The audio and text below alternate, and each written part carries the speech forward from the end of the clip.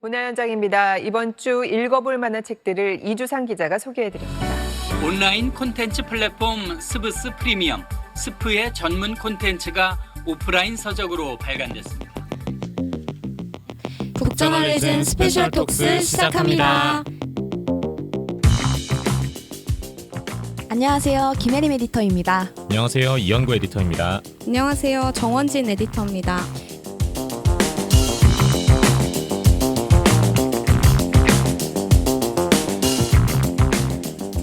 안녕하세요. 갑자기 뉴스로 라디오를 열어서 좀 놀라신 청취자분들이 있으실 것 같아요. 저희가 주말마다 위크엔드로 청취자 여러분들을 찾아뵀는데 북저널리즘 오늘은 조금 특별한 콘텐츠를 준비했습니다. 오늘 이렇게 3명의 에디터가 모인 이유가 있는데요. 네, 최근 북저널리즘이 아주 뜨거운 곳과 콜라보레이션을 했죠. 바로 SBS 스브스 프리미엄입니다. 네. 이 스브스 프리미엄은 SBS 보도본부가 출시한 뉴미디어 플랫폼인데요. 이 사실 전달 중심인 뉴스에 지식을 더해서 이 텍스트, 커뮤니티, 팟캐스트 등 다양한 형태로 지금 제공을 하고 있죠. 이 북저널리즘의 가치와도 좀 맞닿은 부분이 있는 것 같아요. 이번에 북저널리즘이 이 스프의 콘텐츠 중에 3개를 엄선해서 종이책으로 새롭게 기획을 했는데요. 여기 모인 김혜림, 정원진 에디터와 제가 한 권씩 담당을 했습니다. 원진 에디터 책은 마부뉴스를 엮은 책이죠. 네, SBS 데이터 저널리즘 팀 마부작침의 뉴스레터 마부뉴스를 책으로 펴냈는데 그 앞서 전해드린 뉴스 있잖아요. 네. 저희 그 사무실에서 보고 되게 엄숙하다 이런 얘기 했잖아요. 네. 엄숙한 주민이죠. 네, 두둥. 그러니까 뉴스를 다루니까. 그런데 이 책은 조금 톤이 다르거든요. 아마 청취자분들 가운데서도 이 마부뉴스 구독하고 계신 분들 많을 것 같아요. 약간 뭐 기후나 갈등, 사회 갈등이나 젠더 같이 조금 답답한 이슈들을 다루는데 그 답답한 거에 좀 설명을 할 수 있는 방법이 없을까? 그래서 책 제목도 설명하기 지친 사람들을 위한 데이터입니다. 요새 데이터 리터러시 진짜 중요하다는 말 많잖아요. 네. 너무 시의적절한 책이 아닌가 생각합니다. 요새 뭐 SQL 필수죠. 네, 제목을 너무 잘 지은 것 같아요. 이 제가 편집한 책도 제목이 독특한데요. 바로 리디파이닝입니다. 이 재정의 한다 이런 뜻인데 대체 누가 뭘 재정의했냐는 이 책에서 다루는 스타트업들 이름을 들으시면 바로 이해가 되실 거예요. 무려 토스, 당근마켓, 리멤버, 오늘의 집, 런드리고의 전략을 분석하고 경영진을 인터뷰한 책입니다. 어마어마하죠. 네, 개척자들의 좀 인사이트가 가득한 책일 텐데 네. 제가 편집한 책도 조금 소개를 드리면 좋을 것 같아요. 젊은 세대를 이해하고 싶은 누구라도 좀 읽어보시면 좋을 책인데요. 오호. 네, 제목이 욕망으로 쓰는 트렌드 보고서입니다. 제목만 들어도 좀 궁금하지 않으신가요? 트렌드를 표면만 살피는 게 아니라 우리 세대가 그리고 동시대가 어떤 것을 욕망하는지를 파고 들어가는 책이에요. 요새 막 타 방송국의 뭐 MG 오피스 이런 거 많이 보시는데 그런 분들에게 좀 강력 추천드리는 책입니다. 오늘 이렇게 책을 편집한 에디터들이 모여서 한번 현업자 모드로 다양한 이야기를 해보려고 하는데요. 그간 팟캐스트로만 저희를 만나오셨던 분들에게 또 새로운 모습을 보여드리게 될 것 같아요. 각자 책을 어떻게 기획하고 편집했는지 또 어떤 내용이 인상 깊었는지 솔직한 비하인드와 함께 전달해 드리려고 하니까요. 저희가 준비한 스페셜 톡스 끝까지 함께 해주세요. 네, 본격적으로 책 이야기 하기에 앞서서 좀 각자 편집을 끝내지 얼마 안 됐잖아요. 그쵸. 네, 이제 좀 소감이 궁금한데 책을 편집하다 보면 좀 없던 애정도 생겨나요. 사실 그쵸, 각자가 맞습니다. 좀 평소에 또 즐겨보는 콘텐츠잖아요. 네. 근데 약간 직업병이라고 할까요? 뉴스레터를 좀 병적으로 구독하던 네. 때가 있었는데 아침에 밀려 있으면 사실 보고 싶은 뉴스레터만 네. 보잖아요. 마부뉴스가 약간 저한테는 그런 레터였거든요. 저도 편견을 가지고 있었나 봐요. 데이터라고 하면 막 굉장히 이과적이고 차가울 것 같고 어려울 것 같고 그랬는데 그런 데이터를 되게 스토리로 풀어내서 저도 되게 쉽게 이해할 수 있었어요. 친절한 뉴스레터라는 생각을 했었는데 보통 저희도 뉴스레터를 펴내지만 그 뉴스레터를 만드는 사람이 누군지는 모르잖아요. 네. 근데 북저널리즘 이제 오프라인 매장 BKJN 숍에서 마부뉴스 안혜민 기자가 강연을 하기도 했고 그 이후에 이제 뉴스레터를 만드는 사람들이란 전시회도 참여를 했고 그쵸. 그렇죠. 근데 데이터를 다루면서 감수성의 간극을 이야기하더라고요. 그때 이제 굉장히 신선했는데 그때 이제 처음으로 안혜민 기자를 봤고 나중에 이제 작업을 하기 위해서 만나게 돼서 되게 반가웠던 기억이 납니다. 예, 저는 하필 제가 맡은 콘텐츠가요. 이 스프를 총괄하시는 디지털 뉴스 부장님의 콘텐츠였어요. 네. 예, 아무래도 그 현업 관련해서 대표로 이런저런 좀 소통할 일이 많았는데 아무래도 부장님이다 보니까 좀 어려운 게 있지 않았겠어요. 왜 사실 우리 회사 부장님도 어려운 법인데 거래처 네. 부장님도 당연히죠. 네. 네, 그래서 걱정을 했는데 막상 같이 이제 종이책 작업하면서 논의를 해보니까 굉장히 친절하시고 일 처리가 진짜 빠르시더라고요. 또 이런 스타트업 인터뷰들을 쫙 다뤄볼 수 있는 기회가 사실 얼마나 있겠어요. 그쵸. 그래서 아무튼 내고 나서 저는 굉장히 뿌듯했습니다. 해림 에디터는 어떠셨나요? 저는 책이 다루는 주제가 되게 다채로워가지고 편집하면서도 이 장 하나하나 넘어갈 때마다 다른 세계를 만나는 것 같이 어허. 너무 재밌었어요. 저는 이 책 자체가 되게 카멜레온 같다 이런 아. 생각을 했는데 뭐 MZ세대가 사주를 좋아한다 이런 얘기를 하다가 갑자기 이제 환승연애 같은 연애 예능 얘기가 나오기도 하고 또 다이어리로 빌딩 세운 사업가 얘기가 나오기도 하고요. 쇼폼을 넘기는 것 같네요. 예, 위로. 네. 그래서 되게 한편으로는 이렇게 다양한 주제들을 어떻게 하나의 책으로 단단히 엮을 수 있을까라고 좀 걱정을 했는데 욕망이라는 키워드로 논의해 나가니까 다들 좀 하나로 엮이는 것 같다. 오. 설명이 된다. 이렇게 또 느낌을 느끼게 되니까 또 이게 기획하는 입장에서도 굉장히 좀 재미있고 좀 뿌듯한 책이었다. 이런 생각이 들더라고요. 욕망으로 쓰는 트렌드 보고서는 타인의 욕망을 욕망한다는 동시대인들의 욕망을 들여다보고 사실 이게 막 트렌드라는 게 형구 에디터는 어때요? 보면은 트렌드는 저는 이제 사람들이 뭘 원하는지, 그러니까 트렌드가 제가 꼭 거기에 들어가 있지 않더라도 사람들이 뭘 원하는지 보는 되게 중요한 지표잖아요. 네. 네. 그러다 보니까 욕망으로 좀 다 있는 게 그쵸. 아닌가 생각도 들고. 요즘 원진 에디터는 좀 관심 있게 보고 있는 트렌드 있어요?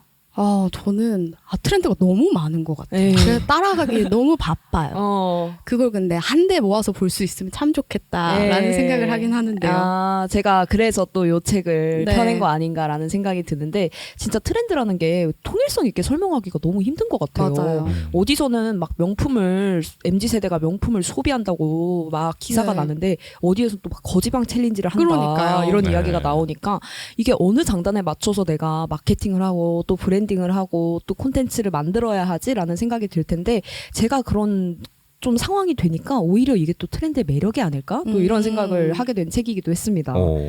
저 궁금한 게 그럼 두 분은 골프 치는 MZ인가요? 아니면 거지방 챌린지 하는 MZ인가요? 저는 둘 다 못하는데 이게 골프는 해보고 싶긴 해요. 왜냐면 저희 아버지가 옛날에 알죠? 이렇게 바닥에다가 네, 깔아가지고 네, 네. 하는 퍼팅 미니 골프, 연습하는 거? 미니 골프 그거 있잖아요. 그거를 집에다 둬가지고 사실 거의 골프공을 마사지기로 쓰긴 했는데 그런 거 보면서 또 골프 한번 배우면 재밌으려나 이런 생각을 했는데 또 이게 전 또 너무 트렌드니까 가면 또 사람 많을 것 같고 이래서 안 했거든요. 저는 헬스하는 MZ입니다. 네. 제가 가는 헬스장이 정말 프리미엄한 헬스장이거든요. 네. 근데 한 번 이게 맛을 보니까 이거 끊지를 요즘 또 못하겠더라고요. MZ 세대 많아요 헬스장에? 많죠. 네, 진짜 많습니다. 요즘 또 인기니까. 저는 돈 안 쓰는 MZ.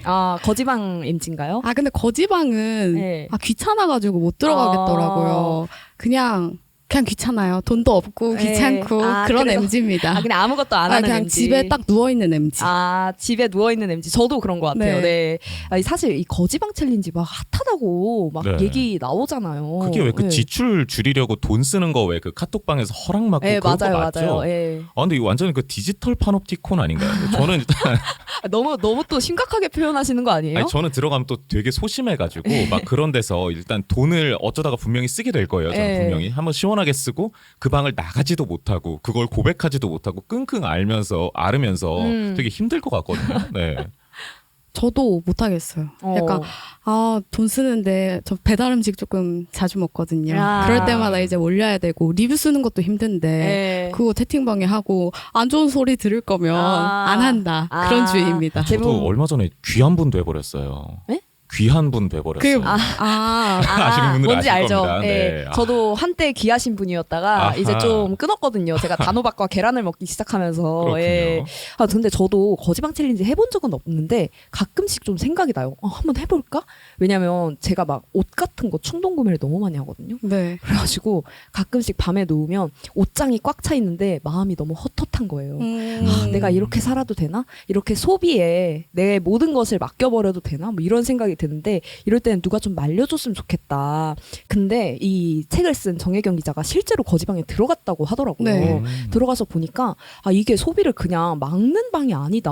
이런 생각이 들었다고. 체크를 해주는 건가요, 그러면? 네, 아니 그니까 이게 막 책에도 설명이 돼 있는데 보면은 저 부모님한테 통 크게 선물 하나 했다. 부모님이 이렇게 나한테 베풀어 주신 은혜가 얼만데 내가 이 정도는 쓸 수 있는 것 같다. 이러니까 다들 박수를 치면서 맞는 소리다. 이렇게 인정이다. 인정해주기도 하고 가끔은 막 누가 저 비타민 사려고요 하면서 이제 비타민 링크 올리면 그거보다 더 싸고 더 좋은 비타민이 있다 이러면서 추천을 해주니까 정혜경 기자는 또 그거 보면서 나도 이거 한번 사볼까 이런 생각이 들었다고 하더라고요. 저도 그거 보면서 이거 한번 물어볼까? 어떤 비타민인지? 막 이런 생각도 들고 그러니까 사실 이게 이런 걸 보면은 거지방 챌린지가 진짜 뭐 거지여서 혹은 뭐 지출 안 일단 하려고 채팅방 이름이 마음에 안 들어요, 그러니까. 솔직히. 지출 안 하려고 들어가는 게 아니라 난 좀 더 똑똑하게 소비하고 싶다. 호갱되기 싫다. 이런 좀 욕망들이 거지방을 만든 게 그럼 아닌가. 똑똑한 소비자 방 이렇게 하면 안 돼요? 한번 안 드세요. 그럼 제가 들어갈게요. 네. 그래서 저 책 보면서 그 정혜경 기자의 이 솔직한 마음이 책에 더 담겨 있어서 저는 더 재밌게 네. 읽었거든요. 편집하면서는 어떠셨나요, 이게? 저도 그런 부분이 재밌었어요. 저는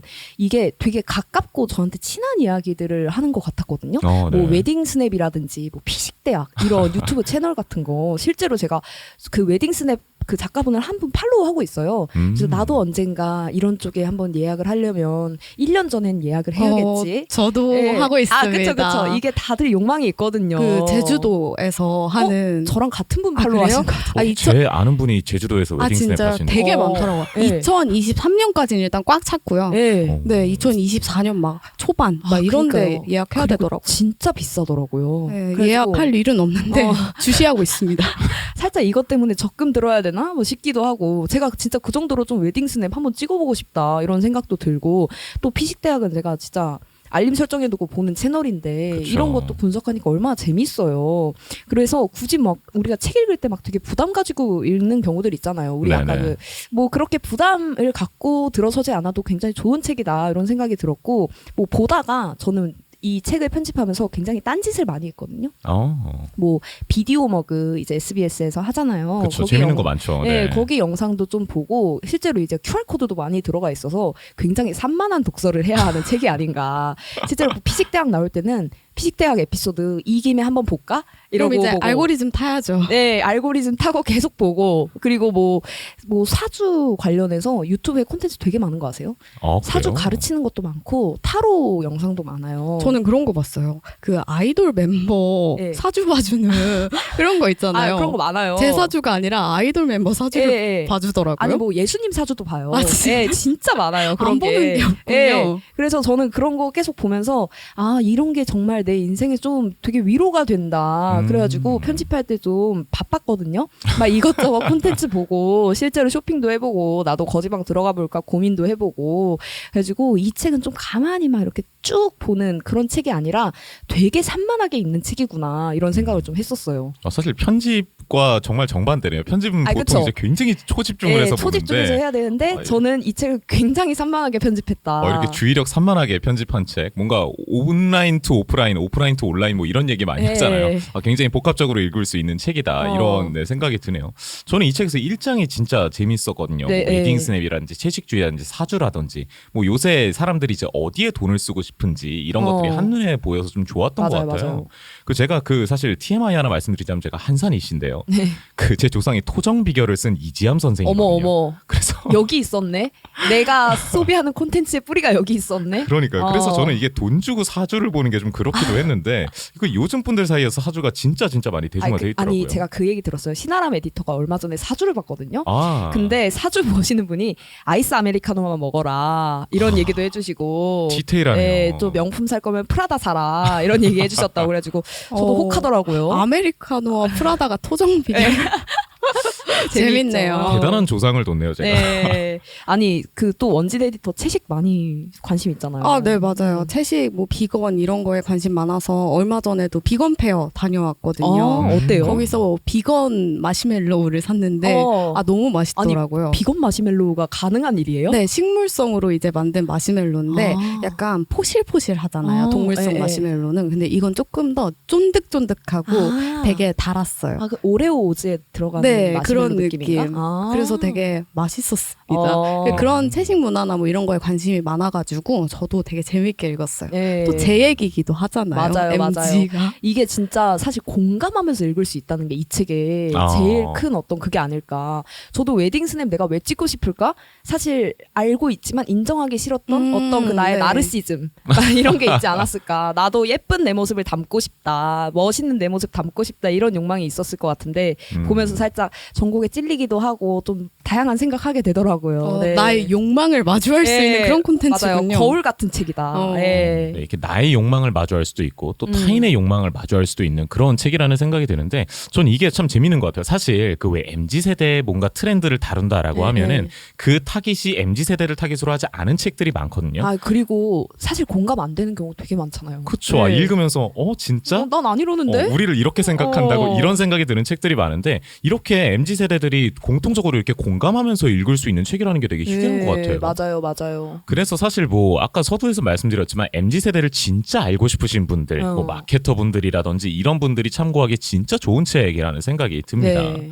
근데 뭐 또 책에서 좀 가장 인상 깊었다, 기억에 남았다 하는 부분도 있으신가요? 워낙 또 글을 잘 쓰시는 분이셔서. 네. 네, 저는 진짜 아까 말했던 것처럼 대부분이 익숙한 이야기였거든요. 제가 한때는 또 소망했고 또 소망할 것이고 소비하고 있고 이런 이야기들이었는데 네. 그래서 연애 예능 얘기는 제가 사실 안 봐요. 제가 연애 예능을 막 솔로지옥이나 환승연애 이런 거 있잖아요. 사실 진짜 거의 시대적 흐름처럼 환승연애가 엄청나게 인기가 많았는데 뭐 원진 에디터 이런 거 보나요? 혹시? 저는 환승연애를 그 유튜브나 인스타로 봤습니다. 네네. 저는 그러니까 앉아서 못 보는 MZ라 가지고 다 유튜브로 짧게 네네. 소비를 하는데 도파민 MZ. 네. 근데 진짜 마침 며칠 전에 제가 환승연애 클립을 다시 봤거든요. 근데 저는 이거는 특히나 약간 명작이라고 생각을 합니다. 나의 지난 연애를 돌아보고 어머. 앞으로의 연애를 어떻게 해야 할까 설계를 하고 그럴 수 있는 프로그램이라고 생각을 해서 저는 이건 진짜 명작이다. 그래서 가끔 들어가서 보고 과몰입하고 그런 편입니다. 아니 저는 뭔가 보면은 막 되게 막 간질간질하고 그러잖아요. 메시지가 있는 프로그램이에요. 메시지가 있나요? 네. 아니, 저 뭔가 막 오글오글거리고 막 생각 많아지고 복잡하고 막 이런 게 되게 힘이 들더라고요. 근데 아까 원진 에디터가 진짜 말해준 게 맞는 게 사실 연애라는 게 되게 보편적인 감정이잖아요. 그렇죠. 우리가 연애를 하든 않든 그 연애라는 게 뭔지는 다 알고 어떻게 하고 싶다는 생각도 다 있고 그런 되게 보편적인 감정이고 재료인데 이거를 되게 특이한 상황에 끼워 넣는 거죠. 예를 들어 내가 내 X를 만날 수 있는 기회가 얼마나 있겠어요. 그렇죠. 사실 만나면 도망가고 싶지 않을까요? 뭐 동창회? 그러니까 오케이 세상에. 알겠습니다. 근데 그런 식으로 되게 X를 만날 수 있는 기회는 흔치 않고 되게 이상한 상황인데 그리고 내가 처음 보는 사람과 어떤 섬에 갇힌다? 이런 것도 너무 이상한 상황이잖아요. 그런데 그 안에서 되게 특이한 상황 안에서 이 보편적인 감정들을 풀어나간다. 이런 게 내가 몰랐던 어떤 연애 예능의 참맛인가? 이런 생각을 또 하게 되더라고요. 근데 또 한번 해보고 싶긴 해요. 한번 나가보고 싶으세요? 네. 그러면은 그 환승연애 제안 오면은 원진 에디터 나갈 거예요? 환승연애 말고. 환승연애 솔로지옥? 말고요. 뭐 솔로지옥이나 하트 시그널. 오케이. 새로운 만남을 추구하시는 네. 거. 말씀하신 거 듣고 보니까 진짜 그러네요. 저 넷플릭스를 예로 들면 딱 맞는 것도 같은데 왜 저 그런 약간 챌린지 같은 거 좋아하거든요. 네네. 컴피티션 이런 거. 뭐 틱톡 챌린지 이런 거요? 아니요. 그런 거 말고 왜 요리 경연이라든지 뭐 로봇 경연이라든지 이런 거 오디션 있잖아요. 프로그램 같은. 맞아요. 오디션 네. 프로그램. 근데 근데 또 이게 제가 아예 모르는 영역이면 관심이 잘 안 가요. 근데 조금이라도 뭔가 관심이 있는 영역이다 하면은 그게 좀 색다르고 낯설게 구현됐을 때 느낌이 다르더라고요. 네. 이게 뭐 좀 우승자 논란이 있긴 했지만 피지컬백 같은 게 그러지 않겠어요? 저는 운동에 관심이 많은데 아니 그렇게 여러 그 사람들을 모아놓고 최고의 피지컬을 좀 공통된 종목으로 뭔가 해볼 수 있다는 네. 게 되게 좀 신기하잖아요. 맞아요. 사실 우리가 전 피지컬백의 재미를 잘 모르거든요. 예, 그냥 봤어요. 그냥 와 잘한다 이렇게. 그냥 이렇게 좀 트렌드라는 게 어떻게 보면 사람들 사이에 벽을 만드는 되게 유용한 도구일 수도 있겠다 그 생각이 들어요. 그러게요. 왜냐하면 누구는 환승연애를 보고 되게 좋아하는데 누구는 그걸 이해 못하고 누구는 피지컬백을 이렇게나 좋아하는데 누구는 그거를 아예 이해를 못하고 그런데 이 좀 우리가 하나의 어떤 줄기를 잡을 수 있다면 그 안에서 되게 소통할 수 있잖아요. 네. 그러니까 오히려 이게 제가 이거 너무 포장하는 것 같긴 한데 사회 갈등의 어떤 네, 세대 갈등, 뭐 트렌드 갈등의 어떤 해결의 시작점이 아닐까 이런 생각까지 좀 들기도 했어요. 예. 사실 말 하나 바꾸면 취향의 발견이죠. 그쵸, 취향을 그쵸. 고도화시키고 취향을 발견하는 거 얼마나 중요한 일입니까? 서로의 네. 욕망을 존중하고 예. 그럴 수 있게 만들어주는 책이다. 맞아요. 네. 사실 이거 나만 이거 공감 못하겠나? 혹은 막 아니 이걸 왜 공감을 못하지 이 좋은 걸? 뭐 이런 생각을 할 텐데 이 책 같은 경우에는 되게 속 시원하게 그래서 이게 트렌드였구나라는 생각을 주니까 오히려 욕망으로 쓰는 트렌드 보고서가 그런 점에서 굉장히 색다른 트렌드 서적이 아닌가 이런 생각을 했습니다. 저는 그리고 편집하면서 좀 웬만한 트렌드들의 원리를 좀 네. 대체로 깨달아가지고 전문가가 되셨나요? 이제 웬만한 좀 트렌드는 이 책의 구조대로 좀 분석을 할 수 있지 않을까 이런 생각을. 분석가요? 예, 트렌드 분석까지. 세터는 아니고요? 트렌드 세터이기도 하죠. 제가 네. 트렌드 세터면서 트렌드 분석가 이런 점까지 또 갈 수 있지 않을까. 설명하기 지친 사람을 위한 데이터는 우리 사회 갈등과 이슈에 대해 데이터로 분석한 마부 뉴스를 책으로 엮었습니다. 논쟁적인 사안들 다루고 있잖아요. 네, 이것도 예. 마찬가지로 되게 다양한 주제를 담고 있어요. 지난주에 북저널리즘 위크엔드에서 어퍼머티브 액션 관련해서 다양한 데이터 소개해드렸잖아요. 이 책이 데이터로 여러 사안을 보는 책이잖아요. 예. 근데 데이터로 데이터를 보는 파트도 있습니다. 데이터로 데이터를 네. 메타데이터. 네. 아. 이게 챗GPT 반응이 조금 시들해진 것 같아요, 맞아요. 요즘. 최단기 태물이라고 하잖아요. 그렇죠. 근데 저는 오히려 일상 속으로 이제 진짜 스며든 게 아닌가라는 생각이 들었어요. 아는 사람들 노트북 즐겨찾기에 다 챗GPT가 있더라고요. 맞아요. 저도 이제 좀 생활처럼 쓰는 것 같아요. 그렇죠. 얼마 전에 제가 MBC 에브리원에서 하는 예능 어서와 한국은 처음이지 그걸 보는데 한국 여행 온 외국인들이 다 챗GPT한테 물어보는 거예요. 근데 약간 수도권 아닌 지역에 관한 정보는 아직 별로 없는 것 같았어요. 근데 뭐 이것도 이제 쌓이겠죠? 그쵸. 그러면서 이제 궁금해지는 거죠. 우리 일상적으로 데이터를 이렇게 활용을 하고 있는데 우리 주변에 도대체 얼마나 많은 데이터가 있는 걸까 궁금해 해본 적 없으세요? 셀 수 있어요? 데이터를? 그쵸? 셀 수 있답니다. 아니 데이터를? 네. 사실 저 SBS 그 데이터 저널리즘 팀이 이거 한 거잖아요. 네. 그래서 그 스프 그 홈페이지에도 보면 되게 재밌는 거 많은데 우리 동네 뭐 지역구 의원들 뭐 재산 공개하거나 이러면 다 그런 거 공개하거든요. 그래서 약간 저는 그런 생각나요. 약간 KBS에서 옛날에 했던 왜 스펀지 아시죠? 네. 알죠. 네, 그 보통 머릿속으로 우리가 막 생각은 하는데 굳이 이제 말은 안 꺼내는 그런 것들 있잖아요. 그러니까 저희가 직접 해봤습니다. 요새로 따지면 약간 진용진 같은 거죠. 네, 그런 걸 해주는 책 같다는 생각도 들었습니다. 저도 딱 그 생각한 게 지난주 이제 위크엔드에서도 말했던 것 같은데 그 패스트 패션이 환경에 미치는 영향 이렇게 들으면 너무 사실 추상적이잖아요. 그쵸. 그렇죠. 패스트 패션이 뭐야? 얼마나 빠르면 패스트 패션이고 네. 어느 정도의 영향을 미치면 환경에 영향을 미치는 거고 막 이런 게 너무 복잡한데 여기서는 쉰 홈페이지에 올라오는 신상품 그냥 하나하나 다 셌다고. 네. 그래서 그거 보면서 참 놀라기도 놀랐고 이게 웬만한 그 어떤 집념 가지고는 데이터를 제대로 분석하기가 쉽지 않았구나. 대단하다. 그런데 한편으로는 이걸 이렇게 쉽게 책으로 읽을 수 있다니. 좋죠. 너무 이제 세상이 좋아졌다 이런 생각도 했어요. 일단 인류가 여태 생산한 데이터를 합치면은 2018년 기준으로 33제타바이트라고 해요. 제타바이트? 그러니까 우리가 뭐 그거 세잖아요. 뭐 메가바이트, 네네네. 킬로바이트, 테라, 페타, 엑사바이트 다음이 이제 제타바이트예요. 공이 21개 붙어 있는 21개요? 네. 셀 수 있어요? 그거 조금 우리말로? 익숙하게 따지면은 이제 조경해가 있잖아요. 에. 10회.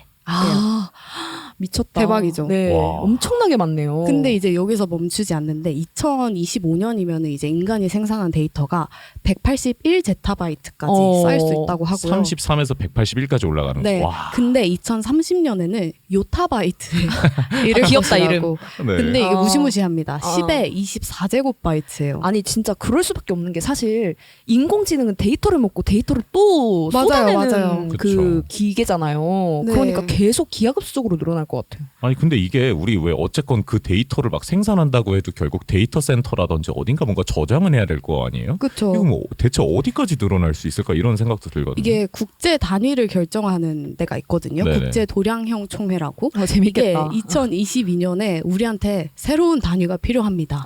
이렇게 판단을 해가지고 새로운 단위를 만들었어요. 일단 10에 27제곱, 공이 27개 붙는 거죠. 그건 론나.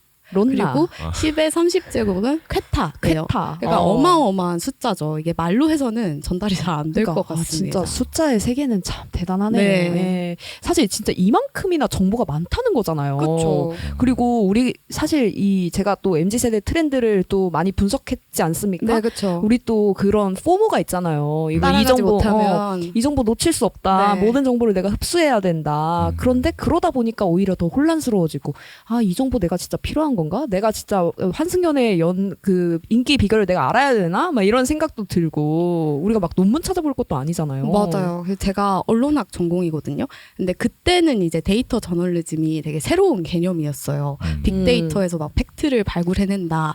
근데 이 책은 팩트는 물론인데 약간 다른 의견을 가진 사람들이 대화를 나눌 수 있게 돕는 책이에요. 그래서 매 챕터를 질문으로 시작을 하고든요. 네. 근데 기사를 보면서 우리가 막 흔히 가져봤을 법한 질문들 있잖아요. 예를 들어서 90년생은 국민연금을 못 받을까? 진짜 네. 궁금하다 그거는. 미디어는 네. 자살률을 증가시켰을까? 뭐 과거 예술 작품을 수정하는 건 검열일까? 아니면 정치적 올바름을 추구하는 걸까? 이런 식으로 질문으로 시작을 해서 그냥 처음부터 혹해요. 진짜? 약간 이런 느낌으로. 궁금한데? 네. 그 명확한 답이 있으면 너무 좋겠다 이런 그러면서 생각할 이제 것 같아요. 숫자로 설명을 해주는 그런 책입니다. 그냥 정쟁화될 수도 있는 거에 대해서 이 데이터를 확실히 제시한다는 네, 거예요. 맞아요. 한 발 물러나가지고 한번 숫자로 살펴보자 이런 느낌입니다. 아니 근데 이 책도 그 주제가 만만치 않게 넓네요. 맞아요. 예, 그 트렌드 서적이랑 비슷하게 좀 한 책에 엮으려면 고생 좀 했을 것 같아요. 근데 네. 또 트렌드랑 비슷하게 결국에는 다 우리 삶에 다 있는 얘기거든요. 그쵸. 그러니까 이걸 어떻게 그냥 제시를 할까? 그 부분을 이제 고민을 해봤어요. 근데 사람이 살다 보면은 저희도 그렇고 맨날 보던 것만 보게 되고. 맞아요. 관심 있는 것만 보게 되고. 해리 매티터는 환승연애 안 보고 네, 저는 그런 그러니까요. 것만 보고 그러잖아요. 뉴스도 마찬가지로 주제 편식을 하게 되는데 그래서 일부러 더 이 다양하게 담아야겠다. 그렇게 노력을 했어요. 그래서 정경사문이라고 하죠. 정치, 경제, 사회, 문화를 약간 다른 이름으로 제시를 하면 어떨까? 그래서 불안, 다양성, 환경, 미래라는 키워드로 엮었습니다. 저는 그 데이터로 미래 전망 살피는 챕터가 재밌더라고요. 네네. 왜냐하면 보통 그렇잖아요. 데이터를 분석을 한다고 하면 이제 나와 있는 걸로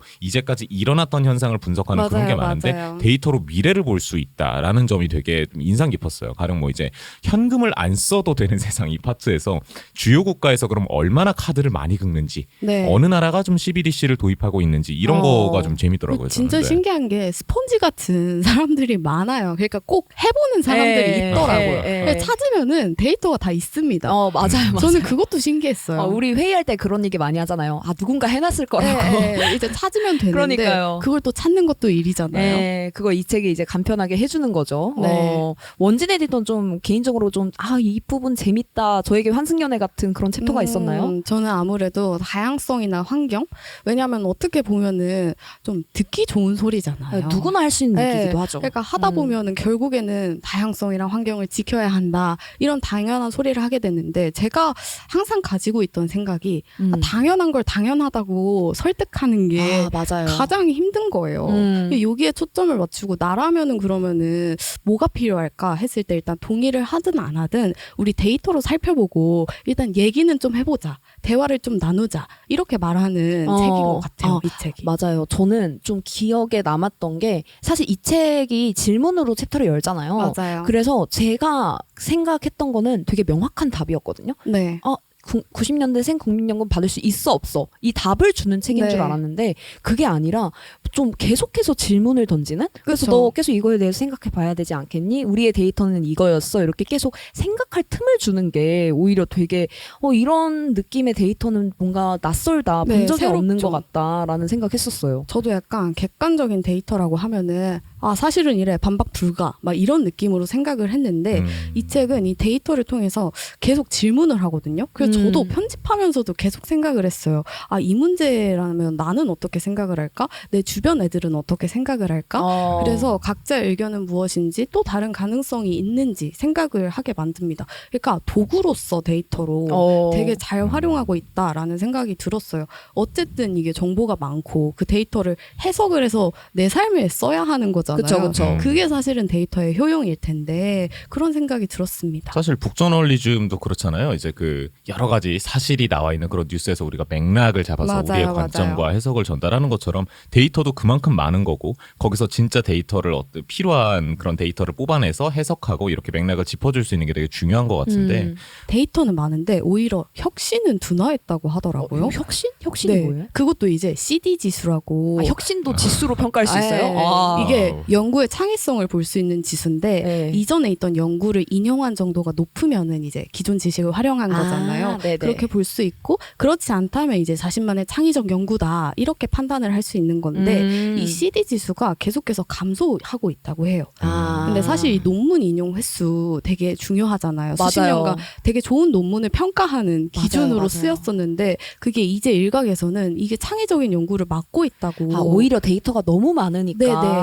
그러니까 조금 인용되기 유리한 인기 있는 주제로 쏠리게 되고 그렇다 보면은 이제 필요한 것만 인기 있는 것만 보게 되는 거죠. 그러니까 이것도 비슷한 것 같아요. 우리 주변에 정보가 아무리 많아도 보고 싶은 것만 보고 듣고 싶은 것만 듣는데 가끔은 이렇게 관심이 덜한 것도 찾아보려는 노력이 필요한 것 같다. 아니 제가 또 논문 얘기 듣다가 기억에 난 게 그 옛날 논문들 있잖아요. 뭐 네. 이를테면 찰스 다윈이 썼던 그런 네. 논문들 얼마나 이게 논문이 맞나? 이건 소설이 아닌가라는 생각이 드는 논문들이 진짜 많아요. 저도 글 쓰면서 이제 그 논문 같은 거 찾아보잖아요. 네, 근데 네. 저희는 이제 시의성을 따지다 보니까 2017년만 돼도 이거 너무 오래됐는데 네네. 이거 안 되겠는데 네. 이렇게 생각을 하는데 막 1968년 논문도 사실 지금까지 유효한 것들이 많잖아요. 그러니까요. 그런 것도 살펴보면은 재미있겠다 싶었어요. 진짜 그런 거 보면서 진짜 사실 데이터가 많은 게 능사가 아니라 이거를 진짜 어떻게 제대로 활용하고 맞아요. 우리가 이거를 어떻게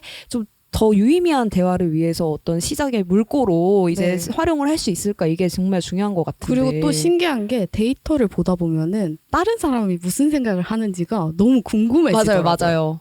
그래서 이 책을 약간 선물하고 같이 읽고 논쟁을 해봐도 좋겠다. 우리 논쟁 한번 해보자. 네. 야 여기 이렇게 필요한 데이터들은 있어. 이제 이거를 토대로 논쟁을 해보자. 붙어보자 이렇게. 또 리디파이닝은 개척자들인 토스와 당근마켓 등 5개 스타트업의 성공 전략을 분석합니다. 네, 또 이게 지금 아주 시기가 적절한 책이라고 할 수 있을 것 같습니다. 지금 우리는 뭐 폭염 때문에 고생을 하는데 지금 스타트업은 1년이 넘게 지금 혹한기예요. 그러니까요. 네, 이 팬데믹 때 네. 기술주를 중심으로 쭉 투자 호황을 누렸는데 이게 뭐 엔데믹이 눈에 보이고 뭐 미중 갈등에 더해서 막 공급망 위기도 오고 전쟁 나고 인플레이션 오고 하면서 완전히 지금 투자 시장이 말라붙어 버렸잖아요. 맞아요. 그리고 대부분 이제 투자금이 간다 하면은 AI 안 쓸 수 없고. 그렇죠. 사실 AI만 필요한 건 아니잖아요. 우리가 미래에 맞아요, 투자랑 맞아요. 관심이 필요한 것도 굉장히 많을 텐데 이래도 되나 이거 AI 버블 아닌가 이런 생각도 좀 들기도 해요. 맞습니다. 예. 그리고 사실 호황기 때 막 스타트업으로 창업하신 분들도 되게 많을 거잖아요. 근데 그쵸, 그분들 대체 어떻게 버틸지 싶기도 해요. 실제로 지금 뭐 IPO 준비하던 곳들은 웬만큼 좀 큰 데가 아니면 지금 올스톱 났다 그러고 뭐 투자를 이미 받은 곳들도 지금 런웨이가 다 끝나가니까 지금 투자 유치가 어려운 상황인데 예전에는 좀 이제 뭔가 피치덱에서 뭔가 좋은 아이디어를 입증하는 것만으로도 유효했는데 네. 이제 어느 정도 좀 시장 평가를 받아야 한다거나 확실한 BM으로 좀 수익성을 입증해야 하거나 하는 그런 어려움들이 좀 있죠. 네. 제가 얼마 전에 그런 거 봤는데 올해 상반기에 국내 벤처나 스타트업 투자가 67%나 감소했대요. 정말 마음이 아프네요. 네, 그러니까 이제야 뭐 옥석을 가릴 때가 됐다 뭐 이런 얘기도 나오는데 생각을 해보니까 제가 이 자료를 그 북저널리즘 익스플레인드에서 봤네요. 이게 너무 많이 봐가지고 네. 가끔 제가 해림 에디터한테도 그런 얘기 하잖아요. 그 얘기 알아요? 이러면 네 알아요. 어떻게 알아요? 북저널리즘에서 봤으니까 이런 게 많잖아요. 네. 생각해보니까 그렇네요. 네, 그래서 저는 이 책이 지금 시점에 더 특별한 것 같다는 생각이 들거든요. 이 리디파이닝이라는 책으로 엮은 5가지 기업이 있잖아요. 근데 여기가 가만히 생각해 보시면 그래요. 플랫폼 비즈니스 세대에서 성공한 어떻게 보면 따끈따끈한 선배들의 이야기인 그쵸, 거죠. 그쵸. 게다가 지금 좀 창업 트렌드가 바뀌고 있지만 작년 10년은 사실 플랫폼 비즈니스의 시대였잖아요. 뭐 페이스북, 트위터 이런 소셜 미디어도 있었고요. 뭐 알리바바, 이베이, 아마존 같은 이커머스도 있었고요. 그리고 여기서 이제 지난 5년간 뭐 디지털 전환한다 이러면서 뭐 클라우드 수요도 늘었고 그러면서 결국 이제 고객 접점에 있는 게 이런 플랫폼들이다 보니까 이런 데가 다시 더 탄력을 받은 측면이 있는 거죠. 네. 이 책에서 다루는 기업이 어떤 기업 다루죠? 그 토스, 당근마켓, 리멤버, 오늘의 집, 런드리고죠. 네. 저는 생각을 해보면 런드리고는 아직 써본 적 없습니다. 나머진 다 써보셨나요? 나머진 다 써봤죠. 리멤버 지금도 명함 찍어서 쓰고 있고 네네. 당근마켓 안 쓸 리가 없죠. 그쵸. 제가 에어팟 얼마나 갈아탔는데요. 그 전에 네. 에어팟들은 모두 새로운 주인을 찾아 떠났다. 아하. 예. 토스 지금 제 위젯에 떠 있고 오늘의 집에서 이제 이사 갈 때 모든 짐을 이제 오늘의 집에서 다 시켜가지고 그런 적도 있고 사실 안 써본 한국인이 있을까 싶기도 해요. 저도 네. 오늘의 집 그 자취방 꾸밀 때 그쵸. 썼었어요. 그래서 포인트도 되게 많이 쌓였었어요.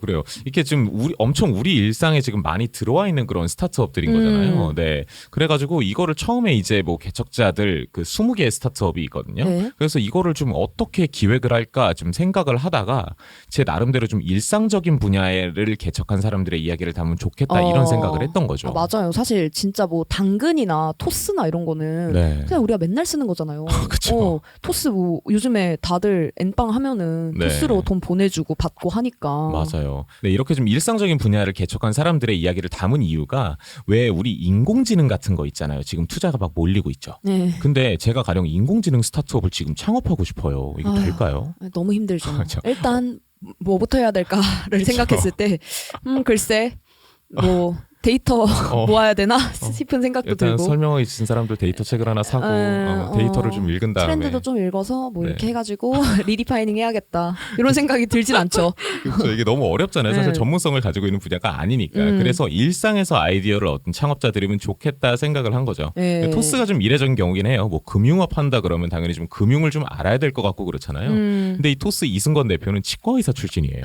네, 저도 보고 신기했어요. 그렇죠. 그래서 토스 팀도 처음에는 게다가 이런 단순 송금 같은 거를 생각한 게 아니래요. 일단 사람들의 삶을 혁신할 거를 뭐든지 좀 앱으로 만들어보자. 뭐 이런 생각이었다고 하더라고요. 그래서 이 토스가 8.9기로 떠올린 아이디어라고 해요. 네. 약간 일상의 불편함 이런 네. 거를 조금 잘 살펴보는 방법에 대한 책일 수도 있겠네요. 그렇죠. 그래서 사실 일상적인 것에서 창업 아이디어를 얻으면 솔루션이라는 게 생각보다 간단할 수도 있어요. 그렇죠. 내가 늘 불편한 거니까 이거 이렇게 하면 되겠네. 쉽게 생각할 수 있잖아요. 맞죠. 그죠? 근데 이런 시장의 특징이 하나가 있는데요. 엄청나게 시장 저항력이 강하다는 거예요.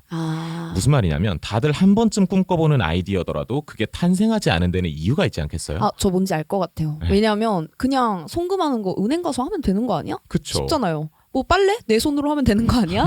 맞아요. 뭐 중고거래 중고마켓에서 하면 되는 거 아니야? 뭐 싶으니까. 그렇죠. 그래서 이미 그런 기존의 것들이 소비자들이 워낙 익숙하고 또 아니면 워낙 레드오션이라서 기존 플레이어들이 좀 뚫고 들어가기 어려운 시장일 수도 있고요. 그래서 이거를 어떻게 뚫어내고 자기 제품으로 설득했냐. 저는 여기서 문제 진단이 확실히 달랐다라고 본 거예요. 제가 그 문제 진단을 좀 알면 저도 이제 창업의 꿈을 인공지능 말고 창업의 꿈을 꿀 수 있겠다 이런 생각도 드는데 그게 가능합니다. 어떻게 보면 좀 이 책의 핵심이기도 하잖아요. 그렇죠. 그래서 고객이 가진 불편을 아주 이제 좀 세밀하게 파고 들어가서요. 정확한 진단을 하고 그걸 통해서 아예 그걸 아득히 좀 넘어서는 고객 경험을 설계를 해버리는 거죠. 이 런드리고 혹시 그 어떤 서비스인지 아시나요? 세탁해주는 서비스 아닌가요? 맞아요. 이제 밤에 문 앞에 세탁할 거를 이제 걸어놓으면 24시간 내에 해다 다시 걸어줍니다.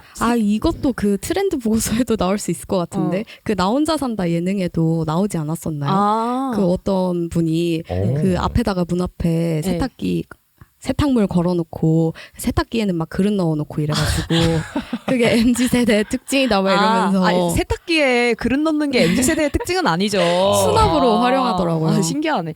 저는 런드리고 이거 항상 써보고 싶긴 했거든요. 네. 말만 들어도 너무 편하잖아요. 그렇죠. 네. 사실 요즘 여름에 어떤 작은 1인 가구 집에 그 페인 포인트가 뭐냐면 네네. 옷이 안 말라요. 옷이 안 마르고 말리려면은 저보다 더 많은 에어컨을 옷에다 씌워줘야지 이제 겨우 마르니까. 그쵸. 예. 근데 또 런드리고 같은 거 쓰면 너무 편하죠. 게다가 그 1인 가구라고 하면은 이제 회사 갔다가 오면은 저녁에 그 세탁소 언제 가요? 아, 그렇죠. 밤에 또 세탁기 돌리기도 쉽지 않고. 그렇죠. 근데 보통 그렇단 말이에요. 보통 세탁소에 우리가 맡기는 거 드라이 클리닝이잖아요. 예. 그죠? 근데 런드리고는 아예 그 세탁 자체에서 페인 포인트를 찾아버려요. 그러니까 맨날 생활 빨래하고 이런 거 있잖아요. 네. 이거는 되게 당연하게 우리가 해오던 것이고 뭐 세탁소에 맡기는 건 드라이 클리닝 뭐 이런 정도였는데 아예 이 생활 빨래를 해방시켜 버리자. 그러니까 문 앞에 뭐 세탁물이랑 드라이 클리닝 이런 거를 그냥 막 걸어두면은 다음 날 해서 다시 걸어주는 거죠. 이게 생활 빨래랑 드라이 클리닝은 빨래 프로세스가 꽤 다르다고 하거든요. 네. 근데 그걸 한 번에 할 수 있는 아예 스마트 팩토리까지 지었다고 하더라고요. 네. 아, 이런 게 좀 그 책 카피에 써있던 그 사용자 경험의 재정의 이런 거랑 좀 맞닿아 있네요. 그렇죠. 이게 오늘의 집 같은 것도 사실 이 두 분 다 써보셨다고 하셨잖아요. 네. 이 아이디어가 되게 독특해요. 이 여기가 그 취향 기반 인테리어 플랫폼이잖아요. 네. 근데 이게 어떻게 탄생했는지 아세요, 이거? 아니요? 이게 원래 이 이승재 대표가 집 꾸미기 이런 거를 전혀 모르던 사람이래요. 네. 근데 어느 날 지인 집에 갔는데 인테리어가 너무 멋있는 거예요. 근데 그럼 나도 한번 꾸며봐야지 했는데 뭐 정보가 없으니까 할 수 있는 게 없었던 그렇죠. 거죠. 하나하나 물어볼 수도 없고. 맞아요. 그래서 네. 이제 인테리어 플랫폼을 이제 해야겠다라고 생각을 했는데 거기서 진짜 페인 포인트를 발견합니다. 뭐냐면 막상 이제 오늘의 집이 이제 취향 기반의 그 인테리어 플랫폼이잖아요. 네. 그 키워드가 나온 이유가 막상 힙하고 좋은 템들만 막 이렇게 그 플랫폼에 올려놓는다고 되는 게 아닌 거예요. 네. 막상 인테리어를 잘 모르는 사람들은 애초에 자기가 집을 어떻게 꾸미고 싶은지부터 막힌다는 거죠. 아, 내 취향부터 조금 막힌다 이런 거네요. 저 그쵸. 자취방 꾸밀 때 썼었는데 보통 그냥 원래 쌓아온 그런 물건들에 하나 더하는 거 힙한 물건 더한다고 네네네. 뭐 달라지지 맞아요, 않잖아요. 맞아요. 그쵸. 전 그래서 오히려 물건 안 사게 되는 것도 있는 것 같거든요. 근데 저는 자취방 할 때 이제 처음부터 다시 시작을 할 수 있는 그런 기회가 있었어요. 그래가지고 이거를 다 장바구니에 담아놓으면 이제 한눈에 보이잖아요. 네. 그런 가구 색이나 뭐 네. 이불색 이런 거의 통일성 네, 그런 거 보고 되게 행복해하면서 골랐던 기억이 있습니다. 그러네요. 사실 오늘의 집 보면서 되게 편한 게 남의 집 구경하기 되게 쉬운 거? 내가 이렇게 많이 남의 집을 가볼 수 있을까? 구글맵도 아니고 네. 되게 여러 가지 취향들을 좀 손쉽게 발견을 할 수도 있고 또 네. 재미도 있고 이러니까. 그래서 처음에 엄청 막 그런 분들한테 사진 올려달라고 되게 설득하면서 이제 시작을 했다고 해요. 어쨌건 이렇게 그 문제를 진단하는 것 자체가 다르니까 이렇게 완전히 좋은 그런 서비스가 나오게 되는 거죠. 좀 형구 에디터는 이 책에서 좀 인상 깊은 구절이 있었어요? 아, 네. 그 본문에 있는 리멤버 대표가 한 말이에요. 이 개척자들을 꿈꾸는 이들에게 해주고픈 이 조언 중 일부인데요. 막 그런 얘기를 하더라고요. 새로운 길을 상상하면서 많은 의구심이 들 거다. 이 저 길로 가면 진짜 될까? 혹은 안 될까? 안 되면 어떡하지? 이런 두려움도 많이 들 거다. 근데 그 마음을 이길 만한 게 바로 설렘이다. 아, 저기 가면 뭔가 가슴 뛰는 뭔가가 있을 것 같아. 라는 그 설렘 말이다.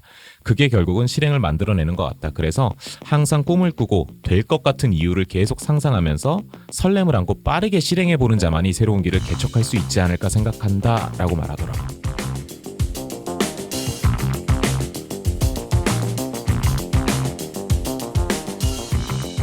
근데 이 책이 구성도 조금 독특하던데요. 네네. 인터뷰랑 줄거리랑 섞여 있잖아요. 그것 때문에 편집이 너무 힘들었어요. 네. 애초에 이 스브스 프리미엄의 개척자들이라는 이 콘텐츠였잖아요. 이게 어떻게 되어 있냐면 한 기업당 2콘텐츠로 되어 있어요. 그러다 보니까 편집할 때 그 구간을 잘 잡아서 넣어야겠더라고요. 그래서 좀 꼼꼼히 읽고 좀 적절한 부분에서 경영진의 목소리를 넣을 수 있게 하느라고 편집할 때 좀 먹었습니다. 진짜 각자 맡은 책에 따라서 각자 좀 페인 포인트가 약간씩 달랐던 것 같아요. 그쵸. 아니 저는 이번에 편집하면서 느낀 게 그래 리디파이닝 좋은데 편집자의 어떤 이 노고를 좀 덜어주는 이거의 사용자 경험을 좀 재정의하는 프로덕트는 언제 나올까 이런 생각을 진짜 안 할 수가 없더라고요. 이게 그거잖아요. 온라인 콘텐츠를 저희가 종이책으로 펴내는 건데 문법도 다르고 저의 경우에는 뉴스레터를 이제 해야 돼가지고 뭐 말투도 많이 바꾸고 그쵸. 이랬는데 이거 AI가 다 발견할 수 있을까요? 그런 생각도 들긴 해요. 맞아요. 그러니까 좀 이 AI 기업을 우리가 창업하려면 너무 힘들잖아요. 그렇죠. 리디파이닝을 통해서 좀 형구 에디터가 한번 해보세요. 일단 페인 포인트는 확실히 알고 네. 있습니다. 네. 아니면 이 들으시는 청취자분들께서 한 분이라도 좀 만들어 주신다면 저희에게 그 프로덕트 한 번만 무료로 제공해 주시면 제가 네. PM이 되드릴 수 있습니다. 저 진짜 잘할 자신 있어요. 네. 네. 세 권을 모두 소개해 드렸는데 각자 다른 매력을 갖고 있는 책인 것 같아요. 저는 약간 서로의 책을 읽어보는 것도 되게 재밌었어요. 네. 그 맞아요. 특히나 리디파이닝을 읽고는 저도 뭔가 마음에서 뭔가 꿈틀 맞아요. 저도 뭔가 꿈틀 나도 해볼 수 있지 않나? 네, 오늘 집 가는 길에 불편한 게 없는지 잘 살펴보도록 하겠습니다. 네, 진짜 오늘 소개한 책 3권이죠. 이 욕망으로 쓰는 트렌드 보고서, 설명하기 지친 사람을 위한 데이터, 그리고 리디파이닝, 이 책 3권 모두 전국 온오프라인 서점에서 만나보실 수도 있고 커뮤니티 프로그램도 또 굉장히 풍부하게 준비가 돼 있어요. 네. 저희 BKJN 숍 홈페이지 가면은 확인하실 수 있잖아요. 네, 꼭 맞아요. 한번 살펴봐 주세요. 좀 오늘 얘기 너무 재밌었다, 좀 더 궁금하다 싶으신 분들은 커뮤니티 프로그램이 많이 준비가 되어 있는데 이번에 스브스 프리미엄이랑 북저널리즘의 콜라보로 탄생한 신간 3권의 저자들이 직접 출동해서 만든 커뮤니티 프로그램들이에요. 8월 23일 수요일에는 리디파이닝, 그리고 8월 24일 목요일에는 설명하기 지친 사람을 위한 데이터, 8월 30일 수요일에는 욕망으로 쓰는 트렌드 보고서의 커뮤니티 프로그램이 회원역 4번 출구 BKJN 숍에서 열립니다. 네, 이 BKJN 숍 저희가 지금 녹음을 하고 있는 공간이기도 한데요. 이 오프라인 공간이 좀 굉장히 좀 특별한 공간이에요. 왜 엄숙하게 뭔가 강의를 듣고 막 그런 공간이 아니고 좀 약간 친구가 하는 뭔가 작은 잡화점에서 도란도란 이야기 나누는 그런 공간에 가깝거든요. 그래서 오늘 팟캐스트 들으신 것보다 더 재미있고 유익한 경험 하실 수 있을 거라고 생각합니다. 네, 정말 기대가 됩니다. 커뮤니티 프로그램 소식까지 전해드리면서 오늘 톡스는 좀 마무리해볼게요. 그럼 저희는 매주 금요일, 토요일, 일요일에 찾아뵙고 있는 팟캐스트 위크엔드로 다시 찾아뵙겠습니다. 감사합니다. 감사합니다.